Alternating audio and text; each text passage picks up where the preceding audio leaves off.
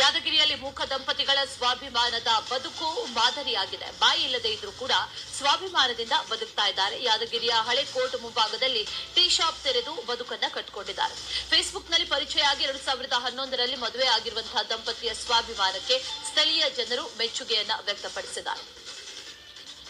ಕೈ ಕಾಲು ಬಾಯಿ ಎಲ್ಲವೂ ಸರಿಯಾಗಿದ್ರು ಕೂಡ ಕೆಲವೊಬ್ರು ದುಡಿದು ತಿನ್ನೋದಕ್ಕೂ ಕೂಡ ಬರದಾಡ್ತಾರೆ. ಆದ್ರೆ ಇಲ್ಲೊಂದು ಮೂಕ ದಂಪತಿ ಏನು ಈಗಾಗಲೇ ಒಂದು ಸ್ವಾಭಿಮಾನದ ಬದುಕನ್ನ ಸಾಗಿಸ್ತಾ ಇರ್ತಕ್ಕಂಥದ್ದು ನೋಡ್ತಾ ಇರ್ಬೋದು. ಯಾದಗಿರಿ ನಗರದ ತಹಸೀಲ್ದಾರ್ ಕಚೇರಿಯ ಮುಂಭಾಗದಲ್ಲಿ ಏನೋ ಒಂದು ಸಣ್ಣ ಒಂದು ಟೀ ಶಾಪ್ ಅನ್ನು ಹಾಕೊಂಡು ಅಲ್ಲಿ ಮೂಕ ದಂಪತಿಗಳು ಒಂದು ಈಗಾಗಲೇ ಸ್ವಾಭಿಮಾನದ ಬದುಕನ್ನ ಕಟ್ಕೊಳ್ತಾ ಇರ್ತಕ್ಕಂಥದ್ದು.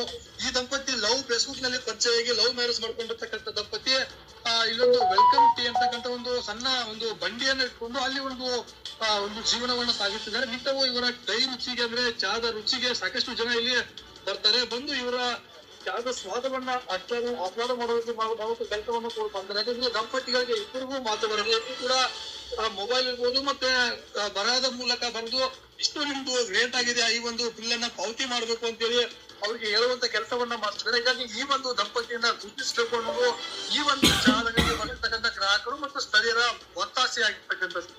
ನಾಗರಾಜ್, ಕನ್ನಡ ಯಾದಗಿರಿ.